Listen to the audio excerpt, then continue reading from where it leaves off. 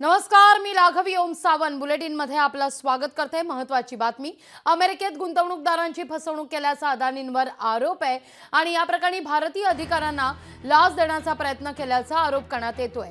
250 दशलक्ष डॉलरची लाच देण्याचा प्रयत्न केल्याचा आरोप झालेला आहे। गौतम अदानींवर अमेरिकेत गुन्हा दाखल झालाय। नेमकं हे सगळं काय प्रकरण आहे समजून घेऊया आपण।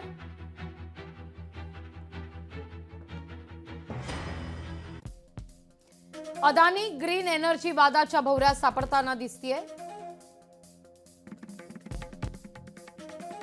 अक्षय ऊर्जा क्षेत्रातील वरिष्ठ अधिकाऱ्याची कॅनडातल्या संस्थागत गुंतवणूकदारांशी भागीदारी समोर आली आहे। वरिष्ठ अधिकाऱ्यांना भारतीय सरकारी अधिकाऱ्यांना लाच देण्याचा प्रयत्न केल्याचा आरोप आहे।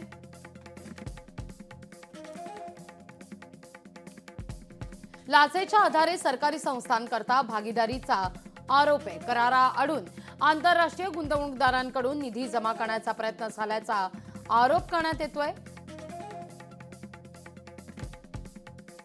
सर्व प्रकरणामध्ये अदानी, त्यांचा पुतण्या सागर अदानींसह इतरांवर आरोप लगावण्यात आलाय।